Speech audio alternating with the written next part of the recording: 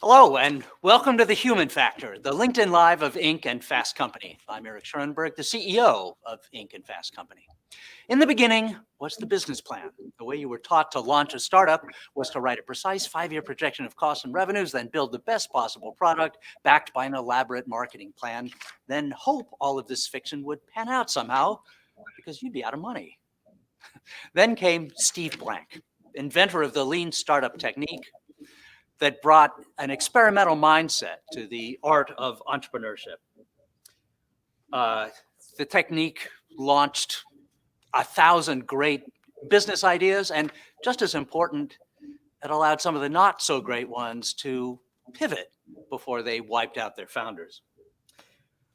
More than anyone could possibly state, lean revolutionized the way entrepreneurship is taught and practiced. Minimum viable product and product market fit are now part of every founder's vocabulary.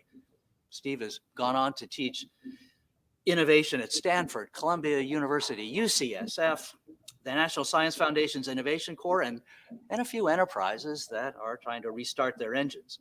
His current mission is to bring lean innovation to national security through his hacking for defense and diplomacy courses at Stanford, and to society's biggest problems through his mission-driven entrepreneurship class. So, 2 days short of Father's Day, we're lucky to have the man known as the father of modern entrepreneurship here on the show. Welcome, Steve. Thanks for having me, Eric. It's boy, any longer we'd be out of time. So, and we have only barely begun to brush up against the limit of your credits. Last time that you and I were on stage together, you opened your remarks by saying to a vast audience of aspiring entrepreneurs, if any of you out there think you have a company, you are hallucinating. And I thought, flattery will get you nowhere. But you've talked to hundreds, thousands of would-be entrepreneurs. Are most of them hallucinating? And anyway, what did you mean by that? Well, that's a great question, Eric. I mean, just to start something new, that's an act of violence, desperation, and passion. Probably the Venn diagram intersection of all. And every founder believes they're a visionary. The data says the majority are hallucinating. It's just a fact. It doesn't mean we should stop starting new things. That's what makes the human race move forward, is that there's a percentage of people who are never satisfied with the status quo and envision something new and have the passion and energy to make it happen. For gosh sake, as a race, I think we'd disappear if that just wasn't hardwired into some percentage of our brain chemistry. The problem is we never had a method to increase the odds of figuring out, is this a hallucination or is this a vision? And if it's not absolutely correctly right on day one, how can we quickly figure out what the right path is? And that has been kind of my contribution, is to not discourage entrepreneurs by saying you'll never succeed, but to actually figure out how to teach them that what you have on day one is a faith-based enterprise. It's a religious activity, and that you need to turn the faith into facts as rapidly as possible. And here's a method, not the method, but a method, a process to kind of think about how to do that quickly. And the best entrepreneurs do that instinctually. The Steve Jobs or Elon Musk, they don't need a class, they don't need a method. But actually, if you look back and see what they've been doing, these are the best practices that they use. Well, let's talk about those practices. To my mind, there are 3 pillars of the methodology, and you can correct me, but you've taken the class, Eric. I know I've learned it from the source, actually, Steve. First of all, is that one is accept any business model is just a hypothesis. As you just said, it's a kind of religious act of faith. Get out of the building and talk to customers, because there is no data inside the building with you, and then practice agile build techniques. Was that kind of a fair summary? Yeah, and probably the third piece is, the get out of the building part was my contribution, customer discovery. The second part that you mentioned, agile engineering, that is build things iteratively and incrementally rather than specifying them all at once and assuming that all the features that you guessed on day one were right. We could do something different. And the third part came from, and Eric Ries was the one who observed that that's a great match with this get out of the building part. And then the roadmap was designed by someone else called Alexander Osterwalder, who came up with this thing called the business model canvas, which is simply, well, what are the things that we are supposed to be testing outside the building? And some of them are pretty obvious, is who's our customer, and what do they want? And then once you kind of ask those questions, you realize you're looking for what we call product market fit. Does the thing we're building match what customers want to get done, or their biggest pains or gains that they want to acquire? And then other things like how do we reach those customers, and how do we create demand, and what's the revenue, and how do we distribute it? Is it an app or is it direct sales force? And what are the key things that we need to be strategically thinking about, we need to own? What are the key activities? What are the ones we need to do ourselves, and what can we do with partners like manufacturing? And then what are the costs? And if you kind of treat all those not as a plan, but a set of, well, I think these are my assumptions, or when we teach it at Stanford, because they're paying $50,000 a year, we use the word hypotheses because they like big words, but we're just writing down all the effing guesses. And then we say, these are even though I'm passionate and I think I'm right, and like I've already, ready to build this thing, let me just go out and test a couple of these things, talk to a couple of people, maybe put something in front of them, which is another concept called the minimum viable product, which says, if I could use this agile engineering thing while I'm getting out and talking to people, why don't I show them either a wireframe, if it's a user interface, or a cardboard mock-up, or kind of create a prototype service, and see if people react the way I think they would.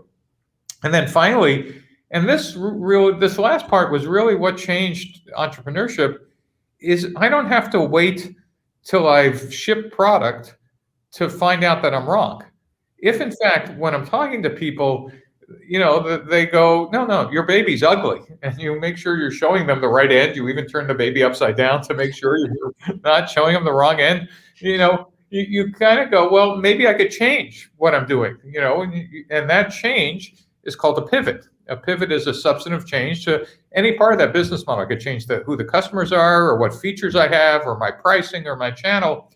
And that, in fact, increases the chance of my success. So instead of running out of cash or time or market or patience or whatever, 2 years or 3 years down the pike, I could constantly get this feedback and be agile and responsive to what I'm learning. And so it's this rapid learning and discovery that changes the nature of the innovation process.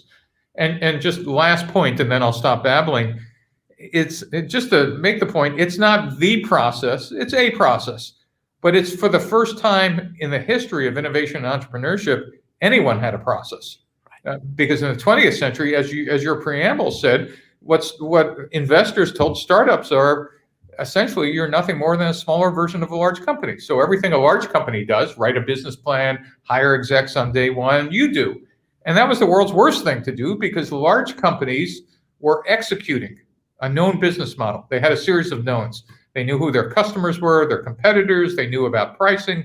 But a startup actually was searching for a business model. You had a series of unknowns, and we had no tools at all. So the beginning of Lean was the beginning of a management stack for searching for business models versus the 100 years of tools we had for executing. And now, 2 decades later, there's probably an equal amount of literature on both. And that's the part I'm proudest of, is that hundreds, if not thousands of people piled on and writing books and techniques and tools, et cetera, changed the nature of how startups and both outside of large companies and innovators inside of large companies and government agencies now view innovation. Yes. So what was your question? I think you answered it, and the next 3 questions I plan to ask as well. Right. So you really have written the gospel of entrepreneurship, you and the partners you mentioned, Eric Ries and Alex Osterwalder. Yeah. What do people get wrong when they try to put this into effect? The percentage success rate among entrepreneurs, even those who practice lean startup, is still, dismayingly low. Yeah. So this isn't a Bible for success, This is a Bible for risk reduction, right? So let's eliminate the 15 stupid things you do on day one, so you'll do the next 15 stupid things that are, I mean, a startup is kind of NP complete, meaning it's a computationally unsolvable. All this does is try to provide a bounding box around some of the most ludicrous things. The hardest thing, though, is for most people to actually get out of the building and get out of the building at scale. Oh, I talked to 2 people. Well, you're about 100x too short. I mean, it's like, my students in 10 weeks taking a full class load to speak to 100 to 150 customers, partners, and beneficiaries in 10 weeks. And that's barely enough data to get a handle on whether they have a valid business model. But implicitly, it's not because people are lazy. This is kind of the yin yang of a startup. If you start something, you implicitly believe you understand the customer's problem or need. That's like, you don't even understand you're doing that, but to say let's build X means that you skip that step. You didn't say I want to solve problem X and that I know that. You say let's build X because it's kind of cool, or I think people need it. So to answer your question, the biggest problem is people don't realize that there are 2 steps. One is, have I validated, that is, have I tested that my underlying thinking process about what problem do people have, or what need, or will they have, or how will the world change? Have I tested that before I even tested, let me give them this specific problem? And then if I have tested that, now let me put the minimum viable product out in front of them saying, I heard you say you have this kind of problem. Would this solve it? That's very different from, hey, you want to buy it? Look, it has these features and it's blue. That's a very different process. So it requires a mindset change. And it's very hard when you're passionate and driven. And again, the word process in entrepreneurship is sometimes thought of as an oxymoron with an emphasis on the second syllable. But the goal is not to have a process get in the way of the passion and the energy and the speed. It's to eliminate all this wasted energy, time, and resource. And it's a tough balance. It's really hard. The ideas behind the technique that you invented has clearly endured. On the other hand, this is the first time it's ever had to go through a global pandemic. Did the last 16 months change the way people approach entrepreneurship? Should it have? Yeah, so a lot of changes. A lot of them permanent. A lot of them we'll see whether they stick or not. One is in this whole lean process. The whole thing was described starts with there are no facts inside the building, so get the hell outside. Well, if you were doing that, during the pandemic, you'd probably get arrested or have COVID by now. And so how do you do discovery when you can't leave the building? Well, we've now run, 6 classes and hundreds of teams and realized that video teleconferencing, Zoom or Microsoft Teams or whatever else you were using, actually is pretty efficient given the bandwidth and resolution now, where you could still see people's facial expression, or see if they're looking at their watch when you're talking to them, or see if they're distracted by someone else. So you could actually do more customer discovery, at least when all the gatekeepers were away from the people you wanted to talk to, than you could by driving around town or even flying across the country. And so I've modified my approach to customer discovery, at least early on. There's no way you should do the first meeting in person. It's just a waste of time. You should have a first customer discovery meeting just like this. It's good enough to get first level data, et cetera. Obviously, when you want to put something in front of someone, if it's a physical object or they have to feel it, or, you want to look over their shoulder as they're playing with it, that's when you still want to get out and be in front of someone else, or sit in their room, or watch people glancing at each other. But the front end of customer discovery, number one, I'm now saying you could be even more productive. And the pandemic accelerated that technology by at least 5 or 10 years. The second thing that's happening to entrepreneurship in general is, at least in the United States, and this is an interesting distinction between the US and China, is that innovation clusters physically disappeared. That is, people were abandoning San Francisco and New York physically, but surprisingly, venture capital didn't disappear. They just went virtual. And in fact, once they went virtual, this notion of investing in your local area. In Silicon Valley, the rule, at least in the 20th century, is they wouldn't even go across the Bay Bridge to invest. You had to, if they couldn't drive, within an hour for a board meeting, and that was already changing pre-pandemic, but this accelerated that change by 10x. Investment and the need to physically be in the same spot as your investors kind of have disappeared, not completely, but a lot. So the idea of a physical cluster, that is a physical place like Silicon Valley where people gathered together because you had the capital, that is the investment money, lawyers, resources, etc. The pandemic kind of proved you physically didn't need that in the 21st century. Now, question one is, does that reconstitute itself post-pandemic? That is, the VCs now start investing again locally, etc. And two is the bigger question for the United States is, well, while we might have exploded or disaggregated our physical clusters, China hasn't. There's still the cluster in Northwest Beijing and clusters in Pearl River Valley and other places. And I have a hypothesis that physical clusters are still more productive than distributed ones. We're about to run an A/B experiment between U.S. innovation and Chinese innovation, at least in the startup sense, if in fact we still continue to have disaggregation of our innovation ecosystem. And that's a long and complicated answer to your simple question. That's really interesting. The focus of your answer was on the capital ecosystems. Yep. Silicon Valley. But also the entrepreneurs themselves, Eric. I mean, what about the talent too? That's what I mean. So now for the first time, not only is talent of existing companies being distributed, people were working from home almost in every place. You were now able to hire people, in places that, again, this didn't get invented in the pandemic, but it accelerated this notion of you could hire people anywhere, and not just anywhere in the US, but anywhere in the world.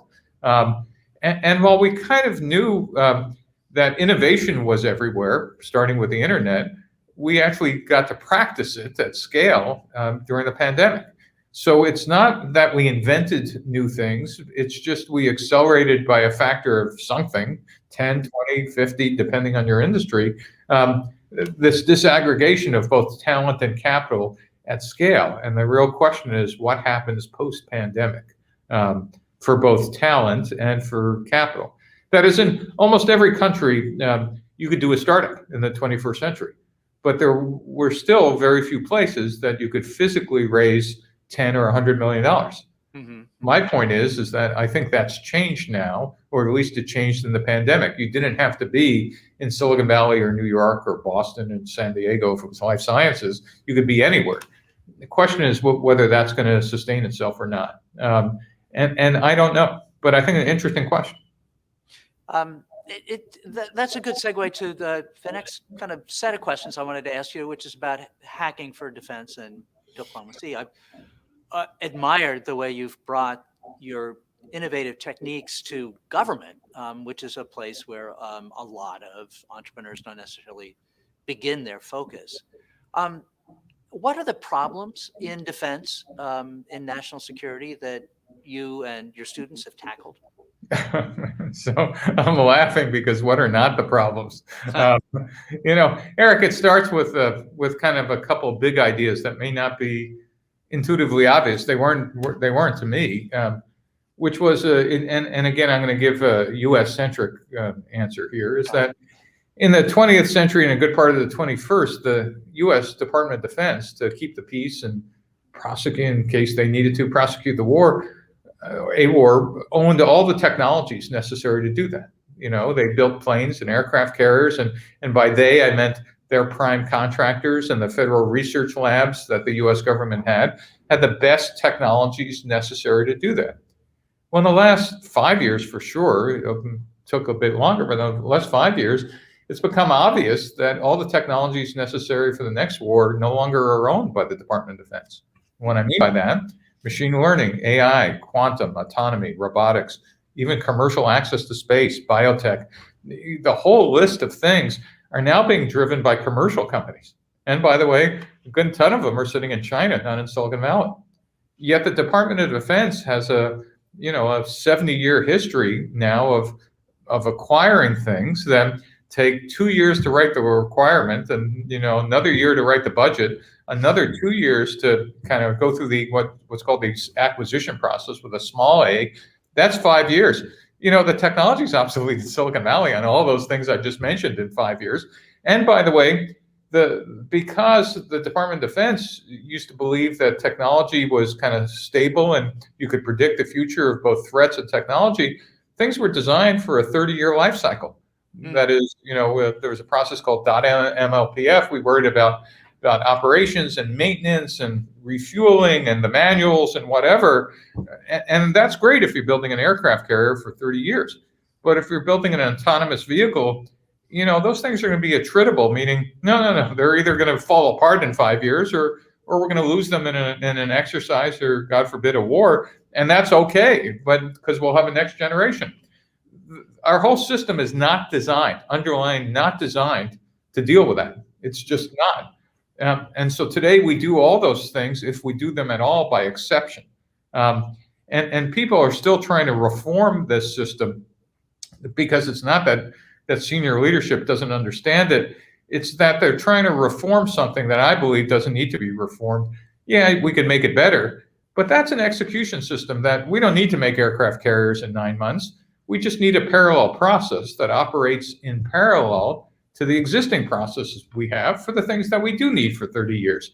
And what the Department of Defense hasn't really realized is that every part of it, whether it's Army, all the services, and that is Army, Navy, Marine, Space Force, et cetera, and combatant commands, whether it's SOCOM, the Special Forces, or PAC Fleet, or Indo-Pacific now, all of them have figured out that they need their own contracting methods. So for rapid stuff, so they're using a contracting method called OTAs, or other transaction authorities.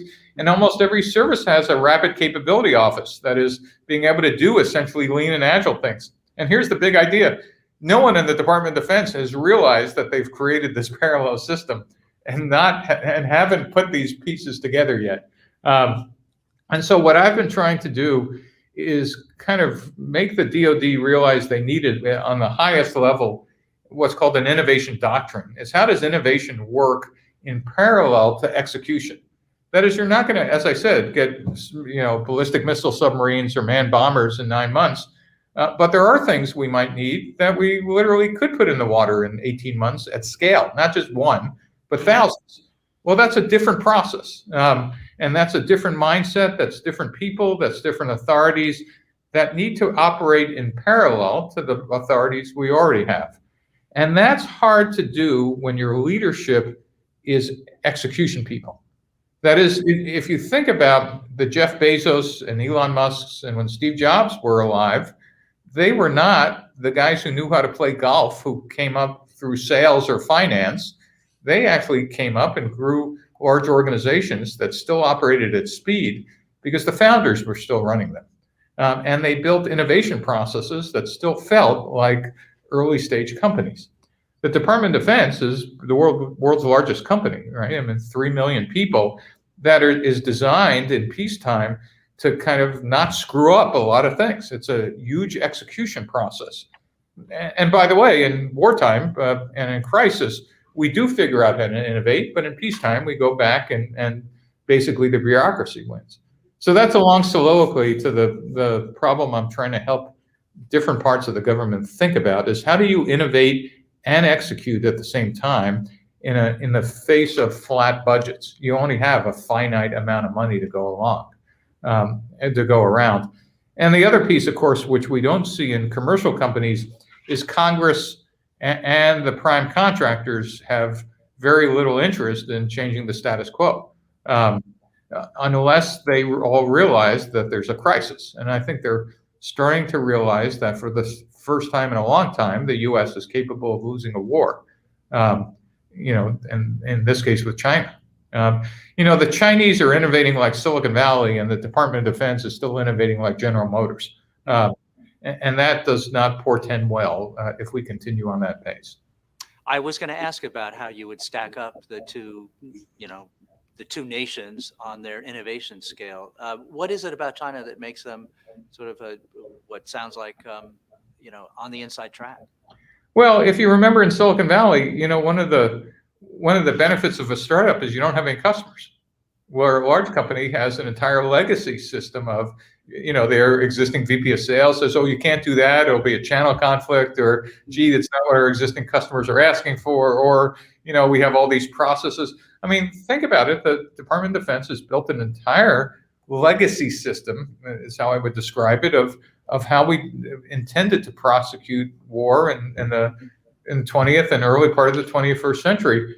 And China simply has figured out how to target each one of our strengths and negate them. In the Western Pacific and the South China Sea, for 75 years, that was an American lake kind of powered by carrier strike groups, where aircraft carriers and other support ships. The Chinese figured out, well, yeah, we could build carriers too, but why don't we put conventional warheads on ballistic missiles and use satellites to target those?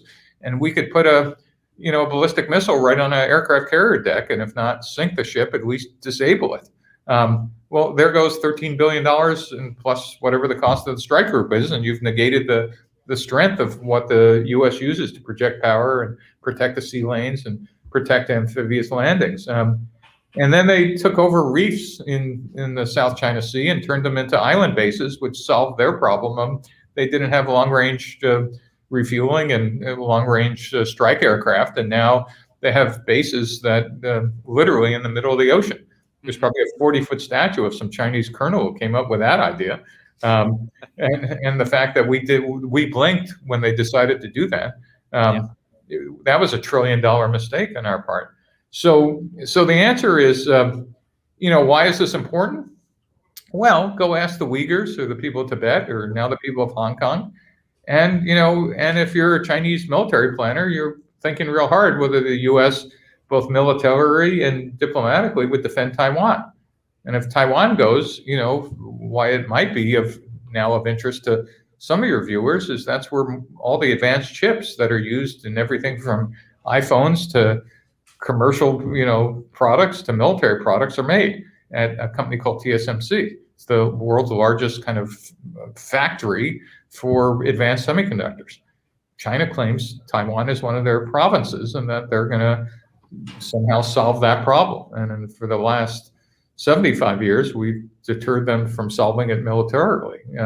If they decide that that's no longer an option, the world's a very different place, and the U.S. might end up as a second-order economy dependent on China's largesse.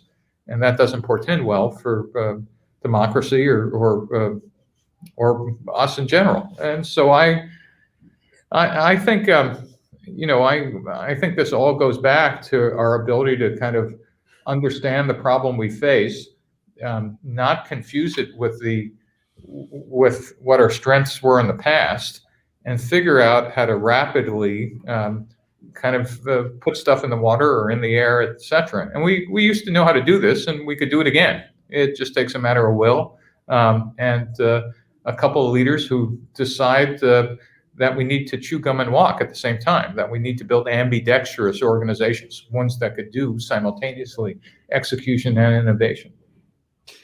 Well, while we're on cheerful topics of the U.S. decline relative to China, let's not forget that some of our threats are internal, right? And, as we witnessed on January 6th. And I wonder, where you stand on and what you've witnessed in the way of innovation for, in defense of truth, innovation against misinformation and disinformation.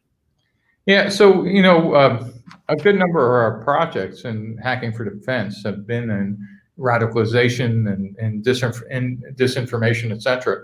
And we've had lots of projects working on that. One of the biggest surprises for me, and I guess it shouldn't have been a surprise, is that social media, which was supposed to bring us together, has actually, torn us apart. Just kind of opened my eyes to the fact that, when you're a founder and you take money from any investor, their business model has now become yours. And so while you might have built the company for truth, justice, and whatever, your investors are not particularly interested in that. Their business model is how to maximize their return. Whether it's social media or whether it was, my favorite example nowadays is Juul. That if you remember that vaping company, which was designed in theory to have smokers find a way to stop smoking, and kind of this was an alternative to nicotine patches, and ended up addicting tens of millions of middle school and high school students permanently, because it was basically like vaping an entire pack of cigarettes of nicotine into your body. Yet that wasn't the founder's intent, but the investor's intent, was to maximize profit and revenue. The problem is of course, there is no national industrial policy. There is no, even the National Venture Capital Association has no ethics, that guides investment. And so we celebrate those investors for their fabulous returns, and not for, what they're doing for the country, or what we're doing for the populace. And so I go back to your question about social media, disinformation, and the rest. Facebook is on the verge, or certainly at this election, was on the verge of ending democracy, because a bunch of VCs and board members, wouldn't make an effort to kind of rein Mark Zuckerberg in. Same with Twitter. It's pretty clear that these have not been conducive to bringing the country together. And I've been spending my time trying to build things that do. But it's amazing. And to be honest, Eric, I'll kind of point to journalists as well, is that who celebrate folks like that, rather than making it embarrassing to work for a company like Facebook or Juul or something else. Right now, we celebrate, look at all the money these founders have made, or these investors made, and we make no distinction between things that add value to individuals or the country, and things that are actually, bad for us. And as long as there is no kind of negative connotation to kind of go do that, we're going to have a constant stream of these things.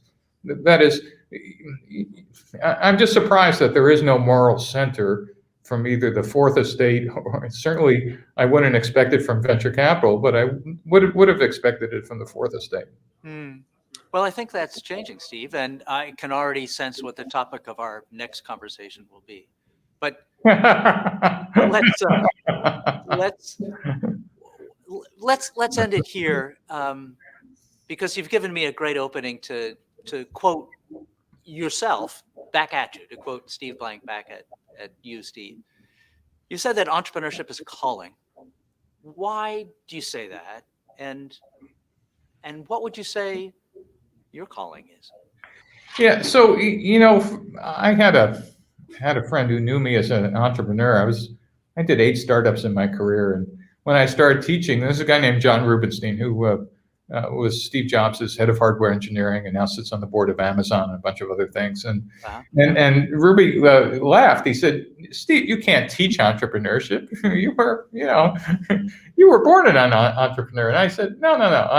I'm actually teaching it, John." So I think I figured out a method. But that question stuck with me for a decade. And here's the model I finally came up with, which is founders, not early employees, but founders are closer to artists than any other profession. And it's a big idea. Accountants don't run startups, right? Artists do. And if you think about what that analogy is, artists see things that other people don't. Van Gogh, you look at a blank canvas at night and he saw Starry Night. You went to Michelangelo's studio and he had a 12-foot block of marble, and he said it's the most beautiful sculpture. And you're going, it's a 12-foot block of marble. He says, come back in 2 years. And there's the Pieta. And you go, how did you do that? I just removed the stone around it. Yeah. Well, that is what founders do. That vision I talked about earlier, that seeing that shining city on the hill, founders see that and remove all the obstacles in their way. Again, pivoting and learning and whatever. But, Elon Musk on day one had a pretty good idea about the world he wanted to create. Steve Jobs understood what would happen with a computer on every desktop. Jeff Bezos kind of understood, what happened when Amazon could deliver everything, anytime, anywhere. Probably didn't understand the price the warehouse workers would pay, but at least his vision as an artist. was I see it and I'm going to make it happen. And they attract other people other resources to help them make it happen. So that's how I think of founders. Was there a second part of your question? Yes, it's what's your calling? When I was young and as a young entrepreneur, I thought my calling was to start companies and make money and have a good. And listen, I'm a wonderful capitalist. I still invest, etc. But as you get older, you kind of believe that in addition to all that and the fun you're supposed to have or should have, you need to do service to something, whether it's service to God or country or community and family. And for me, I've been lucky to maybe do all of those, and maybe some better than others, but to give back in different ways. And I didn't quite understand that when I was young, and deeply try to understand that and try to live that now. You got to figure out who you serve and what it is that you want to serve. Great. Well, let's leave it there, Steve. It's all about figuring out who you want to serve and how. This has been a fabulous conversation. Thank you so much, Eric. Thank you. Your questions, as always, were just inspiring. I really enjoyed it, and I can't wait till the next time. All right. Thanks Thank you. And this has been The Human Factor, the LinkedIn Live Inc. and Fast Company. I'm Eric Schoenberg. Thank you for watching.